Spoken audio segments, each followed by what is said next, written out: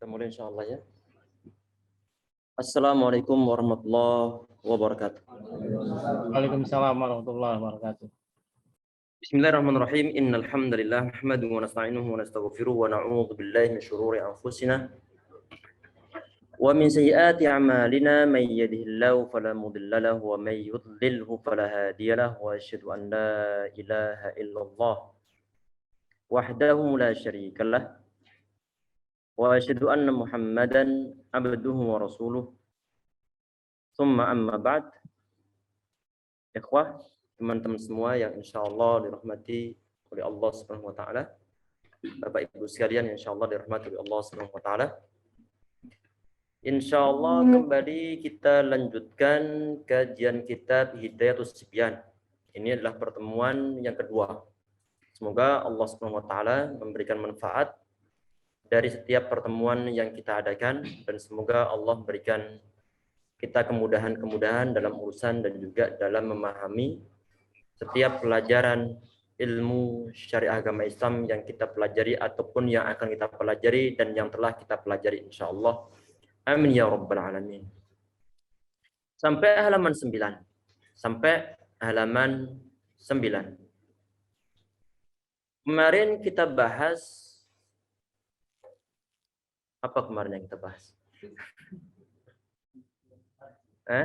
Ya hukum dan tanwin ya.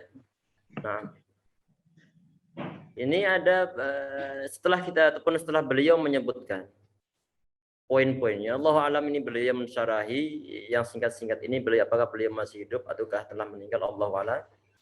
Kalau seandainya beliau masih hidup, semoga beliau dijaga oleh Allah Subhanahu wa taala dan diberkahi oleh Allah Subhanahu wa taala dan diberikan taufik oleh Allah Subhanahu wa taala insyaallah. Kalau seandainya beliau meninggal, semoga Allah merahmati beliau. Amin ya rabbal alamin. Bismillahirrahmanirrahim. Kemarin telah kita bahas bahwa hukum tanwin dan nun mati itu ada 5 macam. Hukum tanwin dan juga nun mati ada 5 macam. Artinya kalau antum mendapatkan tanwin ataupun mendapatkan nun mati di dalam Al-Quran, maka nanti hukumnya tidak mungkin terlepas dari 5 ini. Disebutkan di situ, yang pertama adalah izhar. Yang pertama adalah izhar.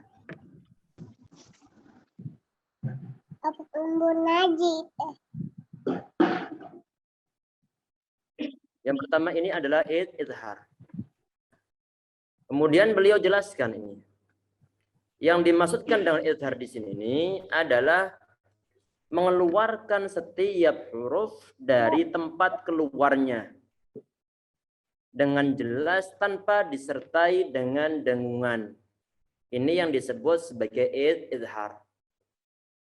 Kemarin terjadi suatu izhar itu adalah di saat ada pertemuan, untuk hukum di sini ya, pertemuan antara nun sukun ataupun tanwin bertemu dengan huruf-huruf yang keluar dari tenggorokan, yaitu huruf halq, huruf hamzah, ha, kha, ain, sama ghain. Jauh makhrajnya sehingga perlu untuk diizharkan, perlu dibaca dengan jelas, tidak ada campur antara huruf nun saat bertemu dan huruf-huruf izhar. Nanti insya Allah akan ada penjelasan huruf izhar itu apa saja dan bagaimana nanti cara membacanya. Pokoknya intinya di sini ini izhar itu dibaca dengan jelas, huruf nun diucapkan dari makhrajnya tanpa disertai dengan pengidghaman, tanpa disertai dengan pengikhfaan. Huruf izhar diucapkan dari makhrajnya. Sebagai contohnya misalnya, antum perhatikan di layar monitor, baik yang online ataupun yang di offline. Alhamdulillah yang di offline telah disediakan proyektornya, bisa langsung melihat papan tulis di sini. Tajri, kemudian min, kemudian tahtihal anhar.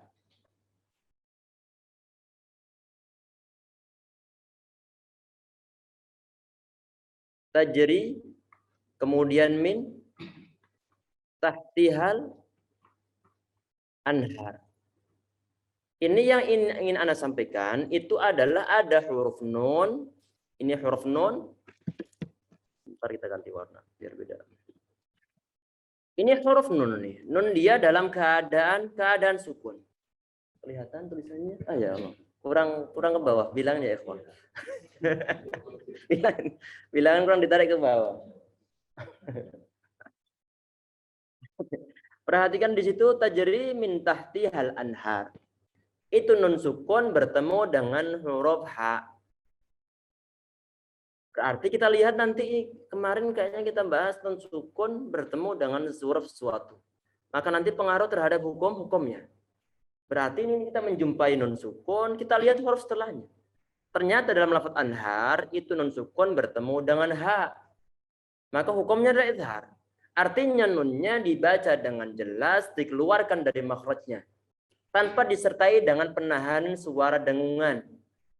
Kemudian yang huruf ha juga sama perlu diucapkan dari makhrajnya. Perhatikan, tajri min tahtihal anhar. Anhar. Nun dibaca dengan jelas. Kita tahu nun ini dibaca dengan jelas dengan cara bagaimana? Dengan cara terdengar suara nunnya dengan jelas.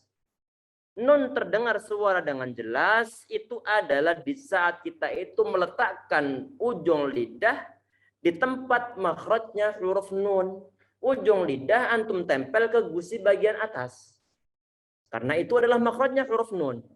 Di saat antum telah menempelkan ujung lidah di gusi bagian atas tanpa ada penahanan suara gunnahnya, tanpa ada penahanan suara dengungannya, itulah yang disebut sebagai izhar. Bukan begini, tajri min tahtihal anhar. Bacaan yang salah. Karena nggak boleh ada sampai melebihkan suara dengannya.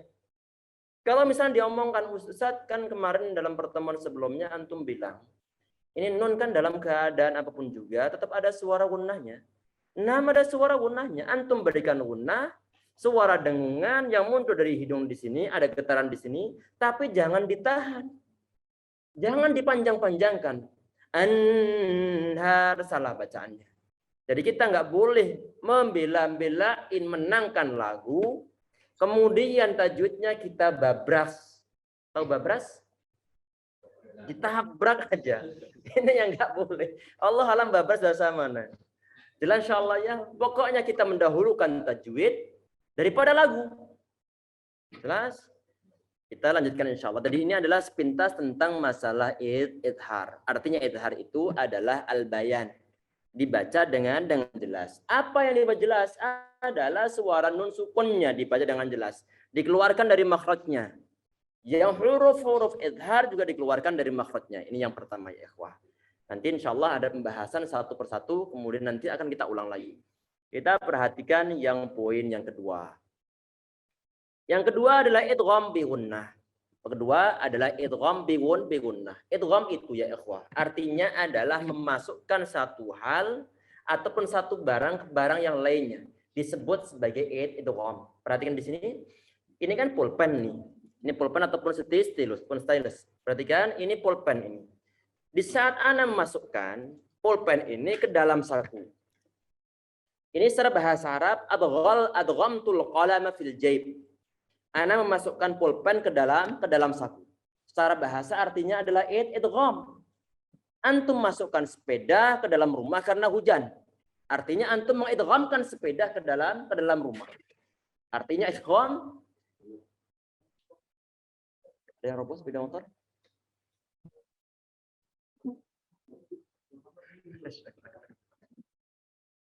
Semoga nggak menimbulkan efek domino. Roboh semuanya. Insyaallah ya, idgham itu artinya adalah memasukkan sesuatu dalam sesuatu yang lainnya. Itu idgham. Orang-orang Arab dulu mereka mengatakan adghamtul lijama fi famil farasa. Ana memasukkan kendali ke dalam mulut seekor kuda. Disebut sebagai idgham. Para ulama tajwid, mereka itu meminjam istilah yang disono, istilah orang-orang Arab klasik, dipinjam untuk digunakan istilah idgham dalam ilmu tajwid. Sekedar apa? Sekedar minjem istilah saja. Disebut sebagai idgham. Sekarang kita lihat prakteknya dalam ilmu tajwid. Kita perhatikan, ini adalah idgham biguna memasukkan huruf pertama pada huruf kedua sekiranya menjadi satu huruf ditasydid serta dibaca mendengung. Kita perhatikan sekarang.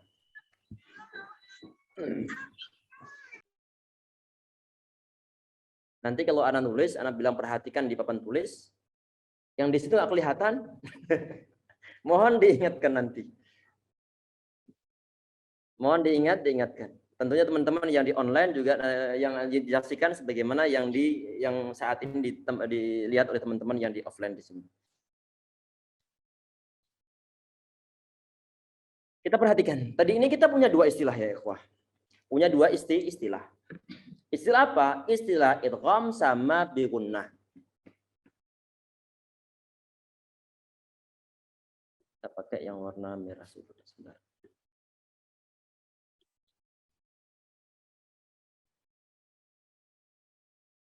Idgham kemudian bi gunnah. Ini dua istilah. Satu idgham kemudian bi gunnah. Kita kupas dulu praktekan untuk penamaan idgham. Kenapa disebut sebagai idgham? Di antara contohnya nanti pasti ataupun di antara contohnya itu adalah may ya'mal. Adalah may ya'mal.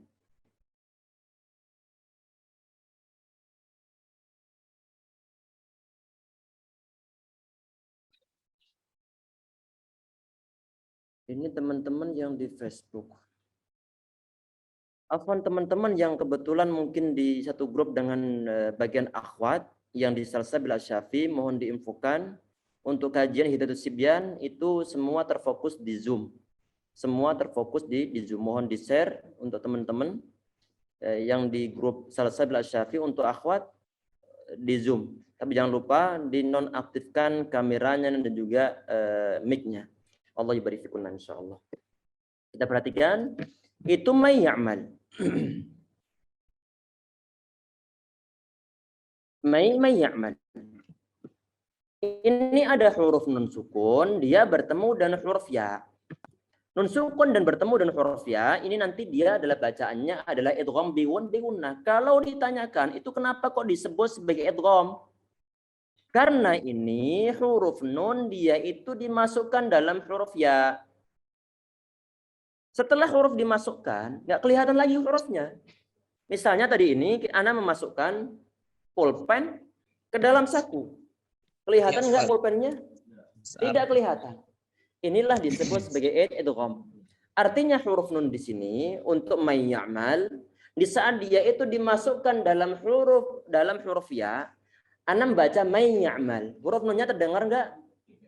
Tidak terdengar. Pertanyaannya, kenapa nggak terdengar? Telah antum masukkan, Ustadz.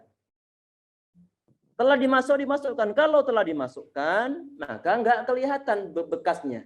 Tidak kelihatan ataupun tidak terdengar suara-suaranya. May ya'mal.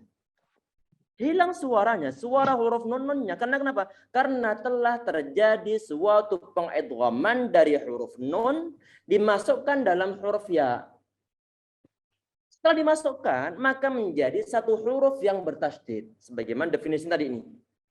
Setelah dua huruf ini, yang mana huruf nun sama huruf ya, itu makhrajnya berdekatan. Kaedah yang pertama kali kemarin dalam pertemuan pertama yang telah Anda sampaikan, bahwa di saat ada huruf nun bertemu dengan huruf yang lain, yang jauh makhrajnya, maka perlu dibaca idhar. Kalau berdekatan makhrajnya, maka perlu untuk diidghamkan. Huruf nun sama ya berdekatan makhrajnya, maka idghamkan saja. Huruf nun diidghamkan dalam huruf ya. Setelah terjadi suatu pengidghaman, maka menjadi satu huruf ya yang bertasydid. Ini yang disebut sebagai idgham. Kita perhatikan ini. Kalau dituliskan ini, seandainya bukan Al-Quran. Ini penulisannya cuman untuk memahamkan saja.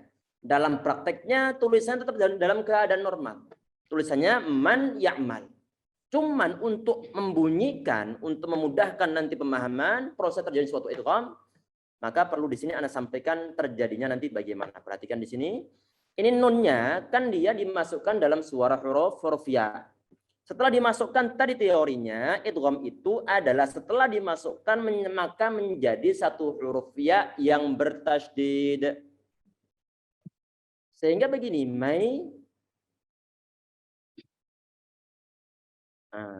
ini dia.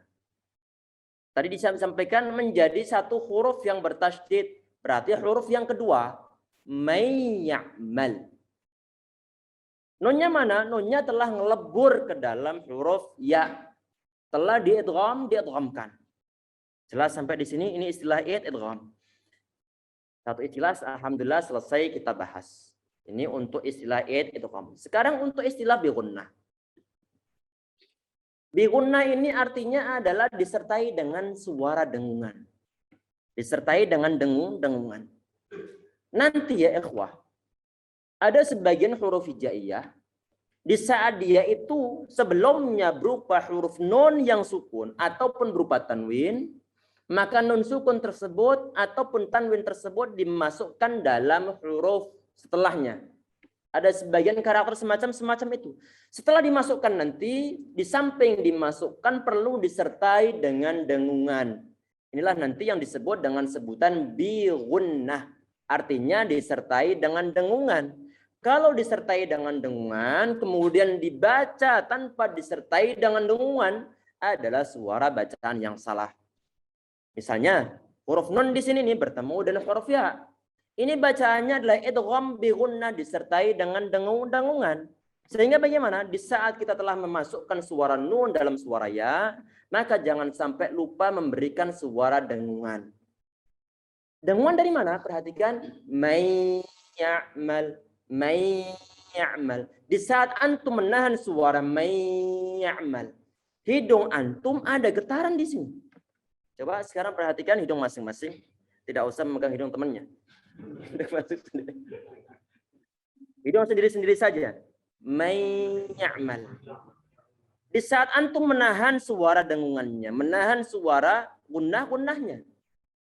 Kalau di sini bergetar, antum telah mendapatkan suara gunnah. Kalau nggak bergetar, biasanya tidak bergetar itu adalah terjadi karena tidak menahan bacaannya. Tidak menahan suara gunnah-gunnahnya dan tidak berusaha untuk dikeluarkan suara dari hidung. May ya'mal, ada getaran di sini. Inilah yang disebut sebagai gunnah dan itu harus ada untuk bacaan idgham bi gunnah. Jelas sampai di sini insyaallah, nanti akan ada pembahasan lagi nanti setelah bab-babnya. Kemudian perhatikan nanti akan ada penjelasan juga tentang masalah apakah idghamnya ini secara sempurna ataukah tidak. Kita langsung ke pembahasan setelahnya. Yang poin 3.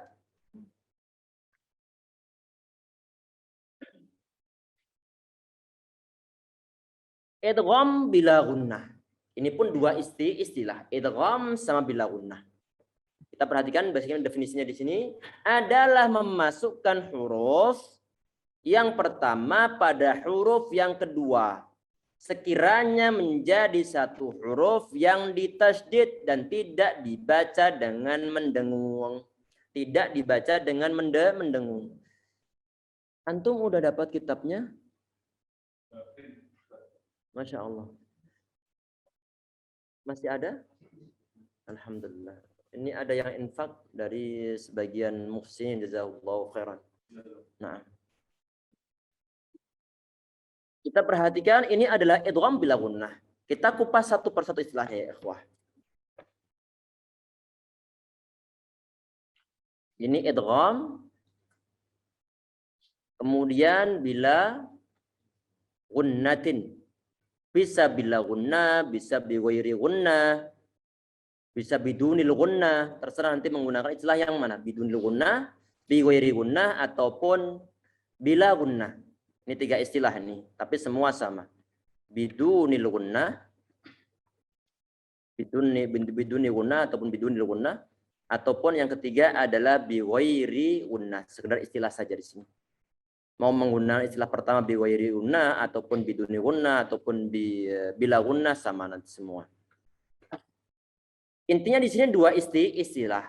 Idgham sama bila gunnah. Untuk idgham tadi telah kita bahas. Artinya huruf pertama dimasukkan dalam huruf yang kedua. Kalau telah dimasukkan maka nggak ada bekas. Maka tidak ada bekas, tidak ada sisa-sisanya. Ini disebut sebagai idgham. Bila gunnah artinya tanpa disertai dengan dengungan. Perhatikan di sini ya ikhwah. Misalnya Anda mengatakan mil ladunhu. Mil ladunhu. Mil, Anda utuhkan dulu ladunhu. Ini ada nun sukun bertemu dengan huruf lam. Nun sama lam itu makhrajnya berdekatan. Bahkan sebagian ulama mengatakan makhrajnya sama. Nun ujung lidah ditempelkan ke gusi bagian atas ataupun agak ke belakang sedikit. Begitupun huruf-huruf lam sama makhrajnya. Saat mereka itu bersebelahan, nun sukun kemudian bertemu dengan lam, maka perlu untuk diidghamkan. Kalau diidghamkan maka menjadi satu huruf lam yang bertasydid. Sehingga nanti begini kalau seandainya bukan Al-Quran. Perhatikan. Mil la dunhu. Mil la dunhu. Menjadi satu huruf lam yang bertasydid. Awal-awal nggak bertasydid. Ladunhu biasa, nggak ada tasydidnya huruf lamnya. Kemudian kok muncul tasydid dari mana? Muncul tasydid di sini adalah hasil dari perkawinan antara huruf nun sama huruf lam. Hasil masukkan huruf nun dimasukkan dalam huruf lam. Ataupun hasil pengidghaman huruf nun dimasukkan dalam huruf lam. Jelas insyaallah ya, sehingga menjadi satu huruf yang bertasydid. Nanti ini untuk pertemuan antara huruf nun yang sukun bertemu dengan huruf lam itu adalah idgham tanpa disertai dengan dengungan. Nggak boleh dibaca mil ladunhu, nggak boleh. Mil ladunhu nggak boleh, tapi langsung mil ladunhu. Jelas insyaallah di sini. Langsung ke yang poin keempat. Iqlab. Di sini iqlab ataupun bahasa yang lebih fasih adalah qalb. Adalah qalb. Qalb di sini ataupun iqlab di sini adalah mengganti suara tanwin atau mengganti suara nun mati menjadi bunyi huruf mim. Mengganti dalam bahasa Arab adalah qalb ataupun iqlab. Perhatikan di sini ikhwah sekalian. Kemarin kita buat contoh. Ataupun begini, bahwa lidah umat manusia di saat mengucapkan sesuatu, dia itu lebih mencari pengucapan yang nyaman. Mencari pengucapan yang nyaman. Di saat dia mau bilang inbox, perhatikan yang kemarin buat contoh. Inbox, perhatikan. Inbox. Ini ada huruf nun N bertemu dengan B. Lidah kita ini di saat mengucapkan, kadang-kadang huruf nunnya dirubah menjadi huruf M. Menjadi inbox. Kenapa kok tahu-tahu berubah menjadi inbox? Karena memang mudah untuk mengucapkannya daripada inbox. Inbox lebih nyaman daripada inbox. Dalam bahasa Arab pun mudah semacam ini ada. Sehingga di saat ada nun sukun bertemu dengan ba, maka suara nun sukun perlu diganti dengan suara mim. Contohnya perhatikan.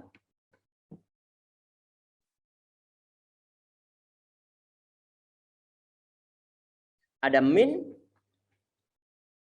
ba'du. Nun sukun bertemu dengan huruf ba. Ini untuk mudahkan pengucapan, nunnya perlu diganti dengan huruf ba. Sehingga kita mendapatkan bacaan ini nanti dalam Al-Quran biasanya ada tanda mim kecil di sini. Ada tanda mim kecil. Sebentar ganti warna. Perhatikan. Ada tanda mim kecil. Mim kecil yang ada di atasnya huruf nun ataupun yang berada di tanwin itu adalah sebagai tanda bahwa suara nun sukunnya ataupun suara tanwinnya diganti dengan huruf mim. Kenapa diganti dengan huruf mim? Lantaran dia itu bertemu dengan huruf ba. Dari min ba'du menjadi min ba'd. Nanti insya Allah kita bahaskan juga apakah pengucapannya dengan sistem ditempel min ba'd ataukah dengan cara direnggangkan. Min ba'd nanti insya Allah akan kita bahas. Nanti tadi ini sekedar pendahuluan saja. Karena ini baru di bagian definisi. Ada waktunya nanti insya Allah. Kemudian langsung di halaman 10. Nah, halaman 10 ini. Perhatikan di halaman 10.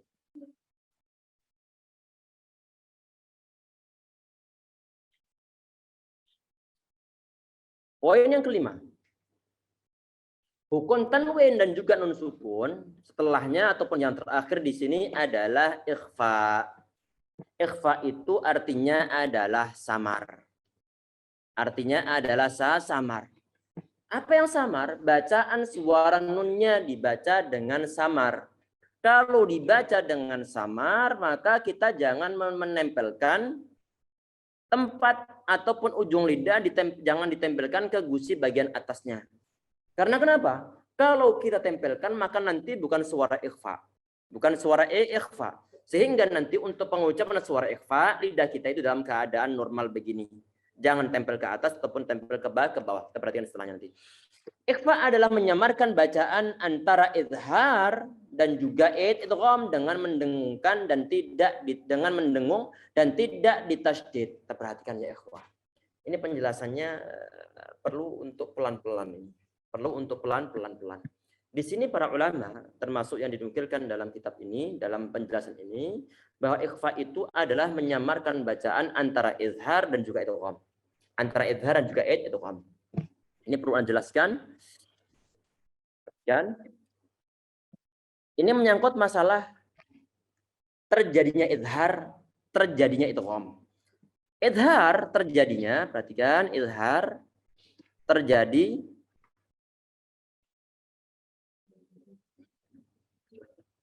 kurang turun.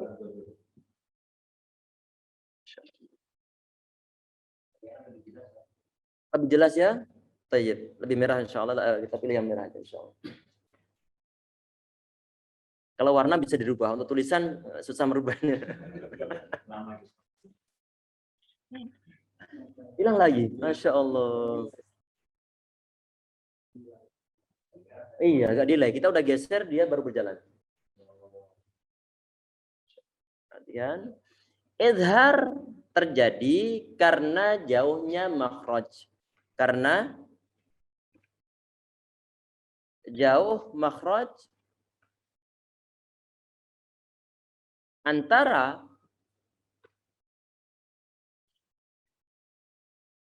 nun dengan huruf-huruf izhar. Dengan huruf izhar. Dengan huruf-huruf izhar. Sehingga perlu untuk diizharkan antara nun bertemu dengan hak tadi itu. Karena hak makhrajnya di bagian tenggorokan, sedangkan nun bagian di ujung lidah.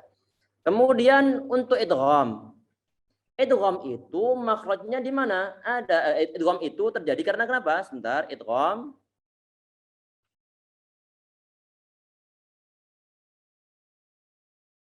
terjadi karena sama makhraj, sama atau dekat makhraj.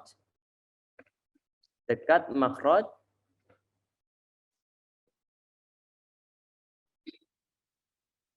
Bisa baca? Antara nun dengan huruf-huruf idgham. Huruf-huruf idgham. Maka perlu untuk diidghamkan. Kalau dekat diidghamkan, kalau makhrajnya dekat. Antara nun sama huruf setelahnya. Kalau makhrajnya jauh, maka perlu untuk diizharkan. Sekarang pertanyaannya, kalau nggak dekat dan nggak jauh, diapakan ini? Diikhfakan. Jelas? Anak ulang. Kalau makhraj huruf nun dengan huruf yang datang setelahnya itu berjauhan, sebagaimana huruf yang muncul di tenggorokan, Jauh dengan makhraj yang muncul dari ujung lidah tempatnya huruf nun. Kalau berjauhan maka kita berikan hukum izhar. Nun dibaca dengan jelas. Kalau makhraj antara huruf nun dengan yang datang setelahnya itu berdekatan ataupun bahkan satu makhraj, maka diapakan? Diidghamkan. Pertanyaannya, yang belum dibahas kan nggak dekat, nggak jauh. Hukumnya apa? Udah berikan ikhfa. Ini yang dibahas di sini. Sehingga tadi ini beliau mengatakan bahwa pengucapan huruf hijaiyah ataupun huruf nun antara idgham dan juga izhar. Berarti dia adalah hukum ikhfa. Jelas insyaallah. Nunnya dibaca dengan samar, diberikan gunnah tanpa ada unsur pengidghaman. Nanti setelah sampai ke huruf-hurufnya ana perjelas lagi insyaallah. Mana nih? Alhamdulillah selesai untuk poin tersebut. Kemudian yang berikutnya, fadhhir lada, ini bait berikutnya. Fadhhir lada hamzin wa ha'in wa ha'i. Ini ada sebagian nuskhah wa ha'in ha'i. Wal 'aini tsumma al ghaini tsumma al kha'i. Ini dibahas satu persatu. Kita perhatikan fadhhir ataupun di sini adalah fa'adhhir. Kurang ke bawah. Masya Allah. Allah ibarik. Fadhhir. Ini setelah Anda lihat, ini terjemahannya terjemah bebas. Jadi kalau diterjemahkan secara harfiah, fadhhir, maka engkau izharkanlah. Maksudnya disuruh untuk mengizharkan suara nun. Lada hamzin. Saat bertemu dengan huruf hamzah. Wahain ataupun bertemu dengan huruf ha. Wahain ataupun bertemu dengan huruf ha. Wal-ain ataupun bertemu dengan huruf ain, summal ghain ataupun huruf ghain, summal kha ataupun huruf kha. Artinya kalau ada huruf nun yang sukun ataupun tanwin bertemu dengan huruf 6 ini, hamzah, ha, kha, ain, ghain, maka fa'adhhir ataupun fadhhir. Maka izharkanlah bacaan nunnya. Itu maksud dari bait-baitnya. Berarti nanti ya ikhwah, untuk teman-teman mungkin yang baru belajar tajwid, perlu untuk getol dalam menghafalkan huruf-huruf dari hukum tajwid. Biar nanti saat antum menjumpai hurufnya bisa langsung deteksi, ini mah izhar. Tahu izhar dari mana? Ada nun sukun bertemu dengan huruf izhar. Apa huruf izhar? Itu ada ha setelahnya, ada ha setelahnya ataupun kha setelahnya. Di huruf izhar di sini ada berapa? Ada 6 macam. Dan semua hurufnya muncul di tenggorokan. Hamzah, ha, kemudian ha sama ain, kemudian kha sama ha sama ghain. Berarti total semuanya adalah ada 6 huruf. Pertama untuk teman-teman yang baru belajar adalah silakan dihafalkan huruf-hurufnya. Jangan malas untuk menghafalkan. Kita pun sama dulu nih. Kita pertama-tama adalah menghafalkan huruf-hurufnya. Kemudian kita berusaha untuk deteksi nanti. Huruf izhar itu apa saja, huruf iklab itu apa saja, ikhfa itu apa saja, idgham bi gunnah itu apa saja, idgham bila gunnah itu apa saja. Setelah menghafalkan, kemudian usaha untuk deteksi, untuk menganalisa. Ini izhar, ini ikhfa, ini iklab, begitu seterusnya. Kalau nggak begitu, sampai bertahun-tahun belajar tajwid, tidak akan tahu antara beda huruf izhar apa, huruf ikhfa apa. Sehingga perlu untuk menyempatkan diri untuk menghafalkan huruf-hurufnya. Sambil berjalan untuk mempraktekkan cara bacanya. Semoga usaha antum dimudahkan oleh Allah Subhanahu wa taala insyaallah. Untuk teman-teman yang telah menghafalkan, alhamdulillah, tinggal nanti lebih giat lagi untuk mempelajari jenjang-jenjang berikutnya. Kita bacakan paragraf berikutnya. Apabila ada tanwin dan nun sukun ataupun nun sukun di sini pasnya, ataupun nun sukun bertemu dengan salah satu huruf halq. Huruf halq itu apa? Itu huruf yang keluar dari tenggorokan. Halqu itu adalah tenggorokan. Al-halqu itu arti tenggorokan. Untuk huruf-huruf yang keluar dari tenggorokan adalah huruf halq namanya. Huruf halq. Huruf yang keluar dari tenggorokan adalah hamzah, kemudian ha, kemudian ha, kemudian kha, kemudian ain, kemudian ghain. Ada 6. Ini berarti bukan antara lain nih. Antara lain berarti nanti ada sebagian yang nggak disebutkan. Ini disebut semuanya berarti bukan antara lain. Jelas ya? Karena semua disebutkan. Karena semua telah disebutkan di sini huruf halq itu ada 6. Maka bagaimana? Maka nanti wajib hukumnya untuk dibaca idhar. Wajib hukumnya untuk dibaca idhar. Kita perhatikan contohnya itu yang ada dalam tabel.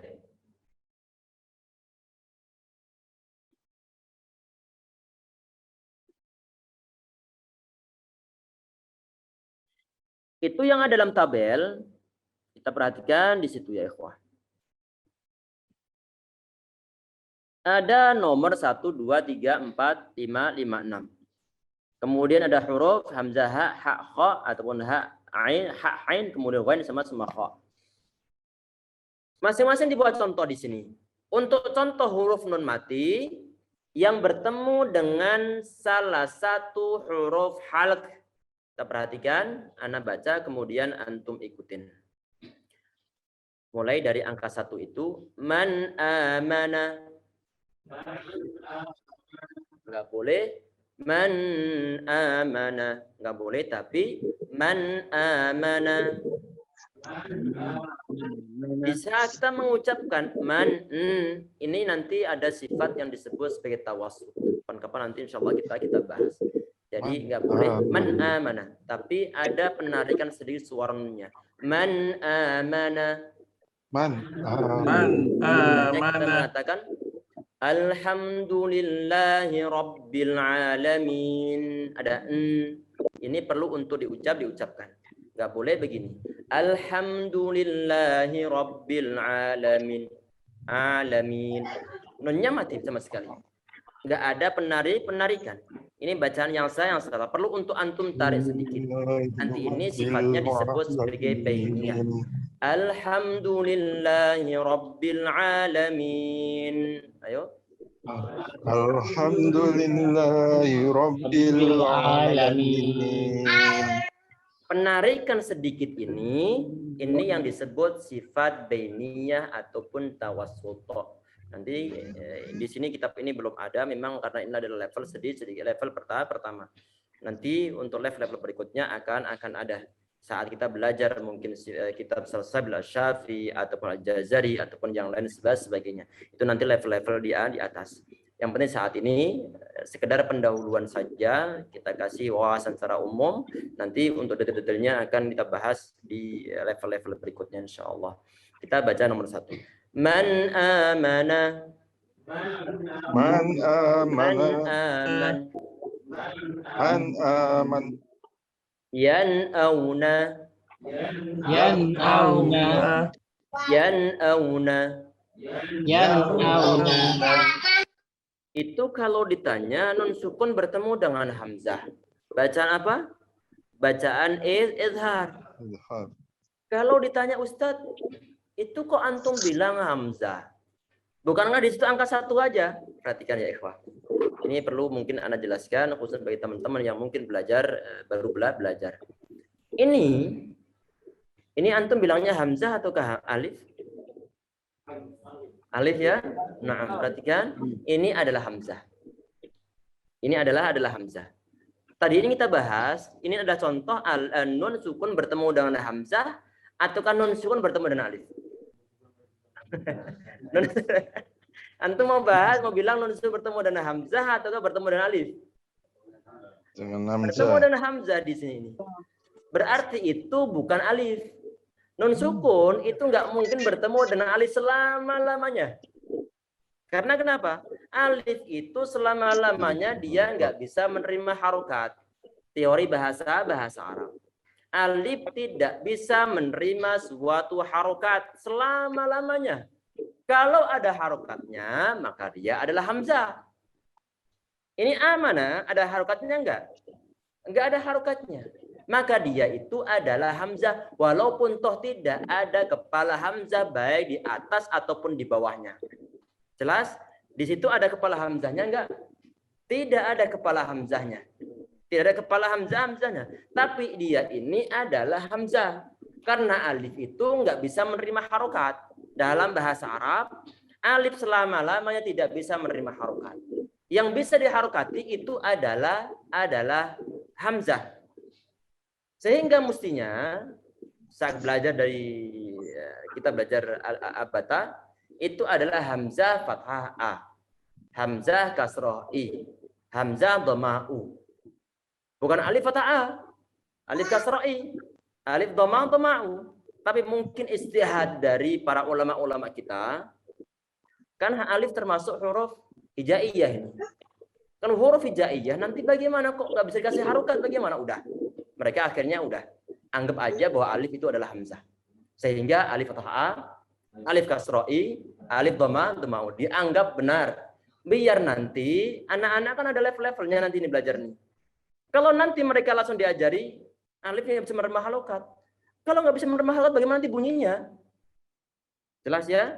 Sehingga mungkin ulama-ulama kita rahimahumullah pada zaman dahulu udah yang pertama saat mereka baru belajar udah bilang aja alif fathah a, alif kasroh i, alif dhamma u. Kalau mereka nanti telah besar dan otak mereka telah mencukupi untuk belajar, mereka menemukan bahwa itu adalah suatu hukum yang salah. Suatu istilah yang sah, yang salah. Yang benar adalah alif hamzah fathah a, hamzah kasroh i, hamzah dhamma u. Karena alif selama-lamanya tidak bisa menerima harokat. Kalau tidak bisa menerima harokat, maka alif itu dihukumi dia dalam keadaan sukun. Kalau dalam keadaan sukun, nggak mungkin non sukun bertemu dengan sukun lagi. Sehingga tadi Anda mengatakan, alif itu tidak mungkin bertemu dengan non sukun. Yang bertemu dengan non sukun sebelumnya itu adalah hamzah di sini. Sehingga dimasukkan dalam poin yang pertama. Kita ulang lagi ya ikhwah. Man amana yan'auna tidak boleh, yan'auna tidak boleh. Karena kenapa? Karena itu harus bacaannya tanpa ada penahanan suara gunnah yang berlebihan. Tadi ini adalah untuk nun sukun bertemu dengan hamzah. Masya Allah, waktunya cepat ya ikhwah. Ainin aniyah. Ayo. Ainin aniyah. Ini adalah huruf ataupun tanwin bertemu dengan hamzah. Contoh untuk tanwin bertemu dengan hamzah. Ainin aniyah. Ainin aniyah. Tanwin bertemu dengan hamzah. Dia adalah bacaan izhar. Dia adalah bacaan izhar.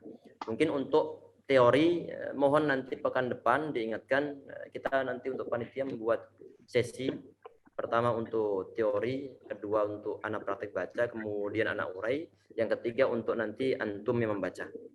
Untuk teman-teman nanti kalau seandainya jelas waktunya tidak akan cukup untuk mencukupi satu pertemuan kemudian sampai berapa orang, mungkin 1 orang ataupun 2 orang yang bisa untuk membaca. Kalau teman-teman mungkin waktunya ada ataupun kebetulan jadwalnya ada, Anda di Ma'had Mantabah itu ada program membaca ataupun tahsinut tilawah. Tapi waktunya adalah setelah sholat asar jam 4 sampai jam 5. Peraturannya tidak perlu menunggu sampai 1 jam. Jadi 1 orang datang kepada Ana ataupun di secara nanti kita membaca di Zoom ataupun di Google Meet, membaca 1 halaman atau setelah halaman setelah selesai dia berhak untuk live group ataupun live Zoom-nya. Tidak perlu menunggu teman-teman yang lainnya. Kemudian setelah selesai dia langsung live, kita persilahkan untuk member yang lainnya untuk membaca. Begitu seterusnya. Artinya setiap orang dia itu ada jatah waktu ataupun ada kesempatan untuk membaca 1 halaman maksimal. Tergantung nanti Anda stopnya sampai ayat berapa. Kemudian dia pergi. Artinya saat membaca itu mungkin cuma sekitar 5 menit, tidak sampai memakan waktu banyak selesai. Itu adalah dari Senin sampai hari Kamis. Bagi teman-teman yang kebetulan waktunya ataupun jadwalnya cocok, silakan nanti bergabung dengan kami. Jelas ya? Dan biasanya nanti walaupun waktunya itu adalah dari jam 4 sampai jam 5, kalau jarak antara pembaca pertama sampai pembaca yang kedua itu sampai melebihi 10 menit biasanya Ana langsung live. Ana langsung akan keluar Zoom-nya ataupun aplikasinya. Kalau seandainya sampai nyambung, maka nanti akan terus sambung sampai jam 5. Kalau terputus sampai 10 menit Ana live terlebih dahulu.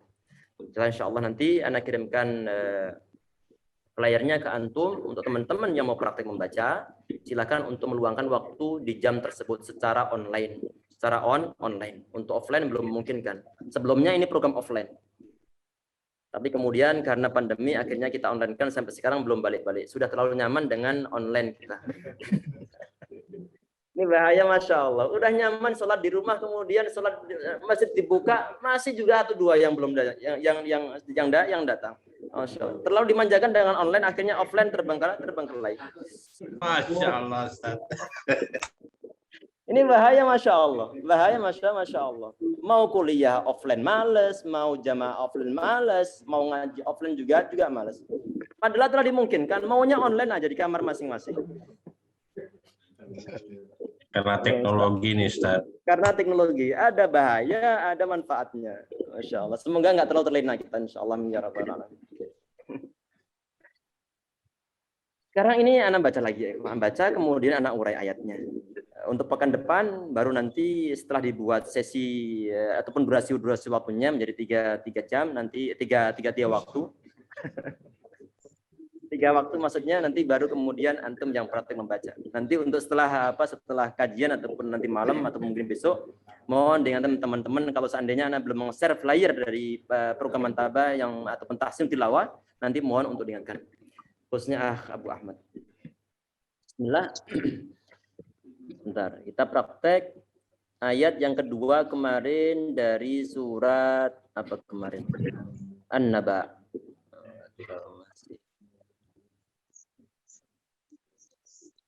Sebentar ya, ikhwah. Ini waktu cepatnya Masya Allah.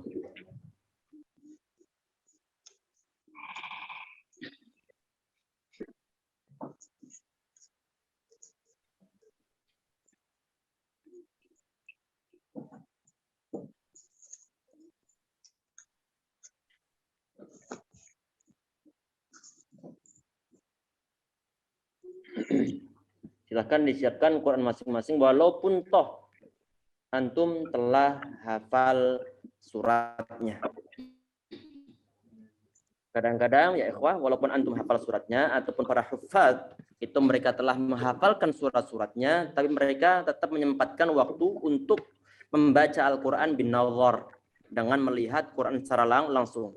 Karena dimungkinkan ada sebagian huruf yang mungkin terlewat ataupun tidak terucapkan karena telah terjadi suatu perubahan otak masing-masing.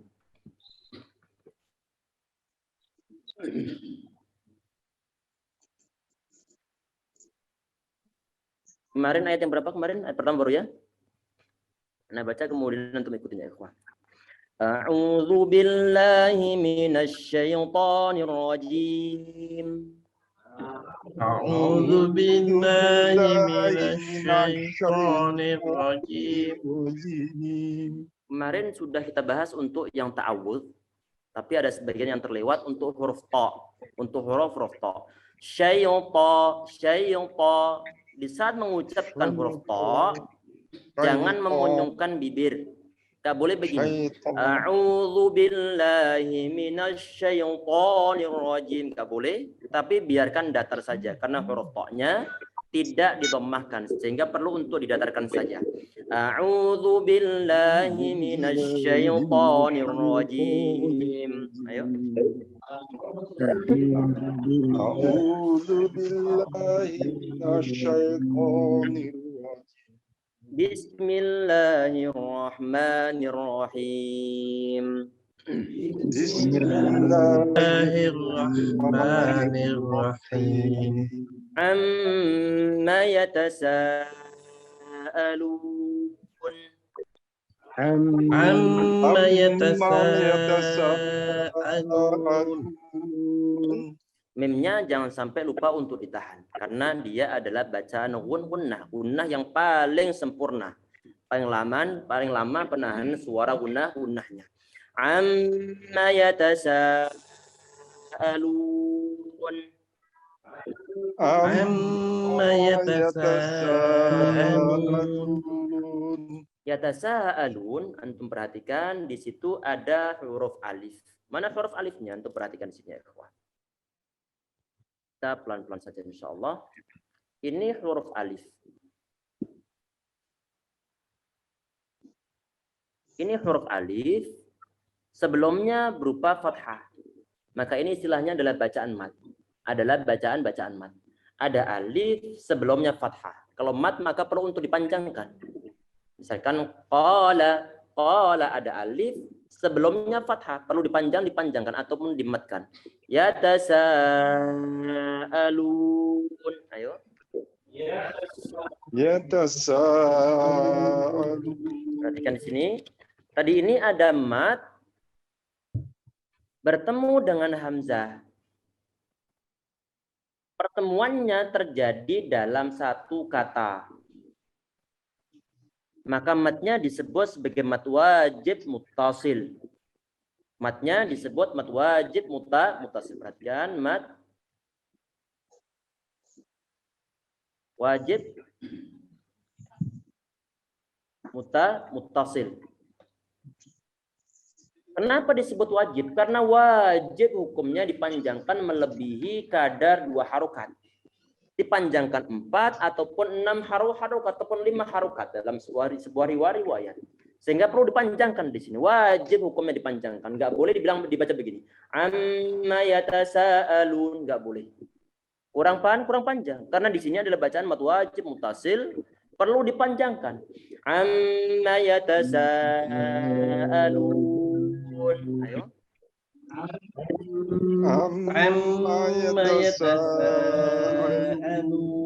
Tadi ini mat wajib muttasil. Disebut mat karena adanya huruf mat yang berupa alif sebelumnya fathah. Wajib dibaca melebihi kadar 2 harokat. Perlu dipanjangkan 4 ataupun 5 ataupun 6. Kemudian muttasil. Kenapa disebut muttasil? Artinya bersambung muttasil itu. Artinya artinya hamzah atau huruf mat bertemu dengan hamzah dalam satu kata. Yatasa'alun itu satu kata, sehingga disebut sebagai muttasil. Kalau terpisah di lain kata nanti disebut sebagai munfasil. Untuk teman-teman yang mungkin baru belajar tajwid, kemudian sebagian yang istilah yang belum nyambung, antum nikmatin saja. Ini yang sering anak ucapkan. Jangan bosan-bosan. Tidak akan bosan Anda mengucapkannya. Karena sangat penting Anda sampaikan. Karena ada sebagian orang, teman-teman yang baru belajar, setelah dijelaskan istilah-istilahnya nggak sama sekali tidak nyambung, kemudian hari berikutnya nggak mau datang. Ini bahaya dia. Padahal orang ini saat dia melaksanakan suatu rehlah ataupun tamasya ataupun jalan-jalan, baru pertama kali melewati daerah tersebut, itu nggak mungkin langsung hafal semua titik-titik ataupun poin-poinnya. Paling tidak pertama-tama adalah pengenalan area. Mana letak bangunan Telkomsel? Mana letak buangan sampah? Paling tidak intinya mengetahui. Setelah berkali-kali lewat di sana, akan paham sampai di mana letak jeglungannya akan tahu. Karena sering melewati, pasti nanti setelah belokan ada 2 jeglokan. Tahu dia. Karena kenapa? Karena hafal. Berkali-kali lewat sana. Ini pun sama belajar ini. Awal-awal itu nggak mungkin langsung bisa menangkap semuanya. 1-2 istilah bisa ditangkap. Alhamdulillah. Sudah merupakan suatu bibit yang paling baik di sana. Akan menjadi dederan. Di kampung anak dederan itu bibit. Akan menjadi bibit di sana. Setelah nanti bibit ini tumbuh, kemudian ditambah dengan bibit yang lain lagi, disemen lagi, makin lama makin akan pemahaman semuanya akan nempel di sini semuanya. Jadi perlu untuk istiqamah ya ikhwah sekalian. Perlu untuk istiqamah. Usahakan pokoknya hari Ahad, malam Senin, jam 7:30 sampai 8:30 adalah jadwal yang wajib untuk diikuti. Bukan diartikan dosa ya wajib di sini. Sekedar istilah kita aja harus untuk diikuti. Konsisten, komitmen tanamkan dalam diri, tidak akan alpa, tidak akan datang terlambat, paham nggak paham, yang pentingnya hadir. Urusan paham nggak paham semua dari Allah Subhanahu wa taala yang mau ngasih ilmu. Jelas ya? Untuk awal-awal yang penting datang dulu. Yang penting seneng nggak seneng dulu, pusing nggak pusing datang aja. Jelas ya? Kepahaman akan paham insya Allah. Semoga dimudahkan oleh Allah Subhanahu wa taala.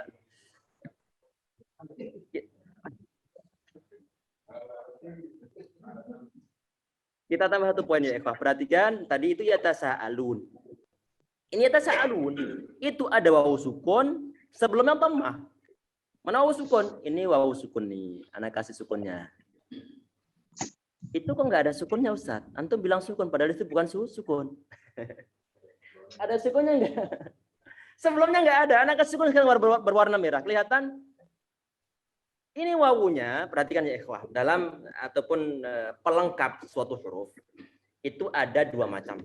Ada dua macam. Ada yang disebut sebagai harokat, ada yang disebut sebagai sukun. Sukun dengan harokat itu berlawanan, berbeda, tidak sama. Artinya harokat itu adalah gerak, sedangkan sukun itu diam. Artinya salah ada suatu huruf, dia itu tidak ada harokatnya, otomatis dia mati sukun karena dia nggak bergerak. Di saat antum mendapatkan di sini di atasnya huruf wawu tidak ada fathah, tidak ada kasroh, tidak ada dhammah, pastikan bahwa dia itu sukun ataupun mati. Sehingga di sini ini Anda tadi mengatakan bahwa ada wawu sukun sebelumnya dhammah. Ini bacaan mat jelas ini. Bacaan mat maka perlu untuk dipanjangkan. Amma yatasaalun. Ayo. Amma yatasaalun. Tadi itu kita panjangkan. Lumayan panjang. Kalau seandainya nanti diwasolkan, ayat pertama diwasolkan yang kedua, maka panjangannya hanya berhak untuk dua harokat saja. Ini yang disebut nanti matobi. Kalau diwasolkan bacaannya jadi begini. Amma yatasaaluna 'anin naba'il 'azim. Ayo. Amma yatasaaluna 'anin naba'il 'azim. Kurangin dikit yang yatasaaluna diwasolkan setelahnya. Kalau diwasolkan maka cuma berhak dua harokat saja. Amma yatasaaluna 'anin naba'il 'azim. Amma yatasaaluna 'anin naba'il 'azim. Alhamdulillah cukup insyaallah untuk pertemuan hari ini. Sebelum Ana tutup, barangkali ada yang ingin ditanyakan, silakan. Mau nanti untuk antum Adi, nanti buat durasi waktu sesi masing-masing insyaallah 3 durasi aja ya. Insyaallah. Tergantung kebijakan antum ataupun penyelenggara nanti. Allah ibarik. Silakan ya ikhwas, sebelum Ana tutup barangkali ada yang ingin ditanyakan terlebih dahulu, silakan. Barangkali ada. Waalaikumsalam warahmatullahi wabarakatuh. Monggo. Kalau yang ini kan pakai bentuk alisnya di Kenapa?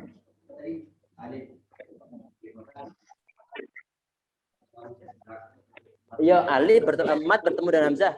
Iya. Iya. Kalau yang disebut mat wajib. Tadi ini mat wajib muttasil. Iya, coba perhatikan. Ini kan mat wajib muttasil. Ada 3 istilah disebut mat karena ada huruf matnya. Yaitu alif sebelumnya fathah, maka disebut mat. Wajib artinya wajib untuk dibaca melebihi 2 harokat. Baca 4, 5 ataupun 6 harokat. Jelas? Yang muttasil karena ada alif bertemu dengan hamzah dalam satu kata disebut mat wajib muttasil. Nanti untuk yang munfasil berarti di luar kata. Coba perhatikan begini. Ana buatkan contoh sepintas insyaallah. Ya ayyuhallazina amanu qu anfusakum wa ahlikum nara. Perhatikan qu anfusakum.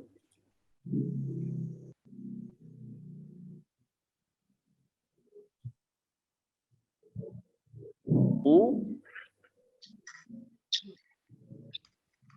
anfusakum.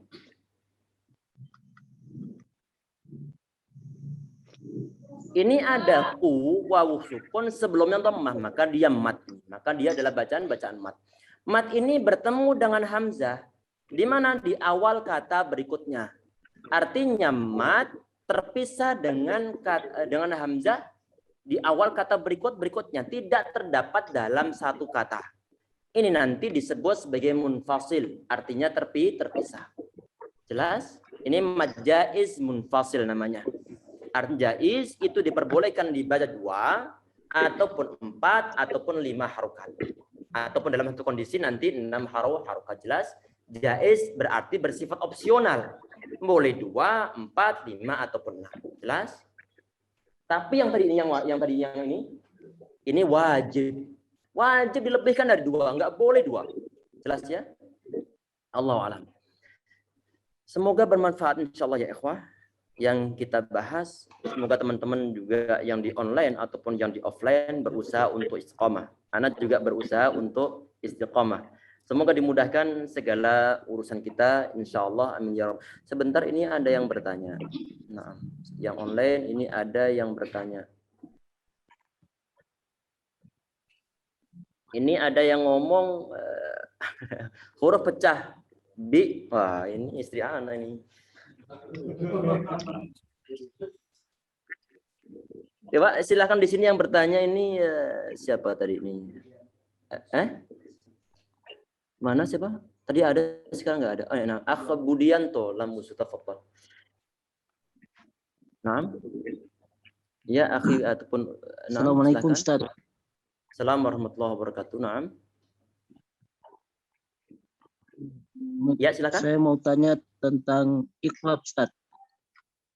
Tadi Naam. dikatakan izhar terjadi karena jauhnya makhraj antara nun dengan Ya, huruf benar. izhar. Nah, untuk kalau iqlab Ustaz, dia terjadi karena apa Ustaz? Antara huruf nun dengan mim itu berjauhan atau berdekatan waktu? Naam. Itu termasuk yang di pertengahan nanti. Termasuk yang di pertengahan. Karena nanti termasuk di antara bentuk pembacaan iqlab itu adalah satu hukum dengan yang ikhfa syafawi. Dengan ikhfa syafawi. Pembacaan sama, misalkan tarmihim bihijarah. Tarmihim bihijarah, dari segi suaranya di situ ada mim sukun bertemu dengan ba. Berarti sebagaimana nun sukun bertemu dengan ba yang nunnya diganti dengan suara huruf mim. Sehingga nanti untuk alasan kenapa diiklabkan adalah karena makhrajnya enggak terlalu tidak jauh, tidak terlalu dekat. Itu satu pendapat. Pendapat yang lainnya karena memang untuk mencari pemudahan dalam pengucapan. Jelas? Nah, syukran Ustaz. Nanti kita ingatkan lagi insyaallah saat membahas masalah ikhfa. Nanti semoga ingat untuk membahas masalah ini lebih jelas lagi. Insyaallah. Ada yang lain ya ikhwah? Ya ikhwah ataupun ya akhwat? Tidak ada ya? Kalau tidak ada bisa kita cukupin sekian insyaallah. Untuk teman-teman yang mungkin ini ada sebagian yang belum masuk grup dan ingin mendapatkan notifikasi untuk setiap kajian, nanti silakan untuk japri ke pihak admin ataupun ya akhwat ke ana insyaallah. Semoga dimudahkan ya akhwat segala kegiatan kita diberkahi oleh Allah Subhanahu wa taala insyaallah. Semoga langkah kita setiap menghadiri suatu kajian semoga diberikan pahala besar oleh Allah Subhanahu wa taala insyaallah ya rabbal alamin. Untuk pertemuan ini kita tutup dengan doa kafaratul majelis. Subhanakallahumma bihamdika asyhadu an la astaghfiruka wa atubu ilaik. Assalamualaikum warahmatullahi wabarakatuh. Waalaikumsalam. Waalaikumsalam warahmatullahi wabarakatuh. warahmatullahi wabarakatuh. Wa iyyakum insyaallah.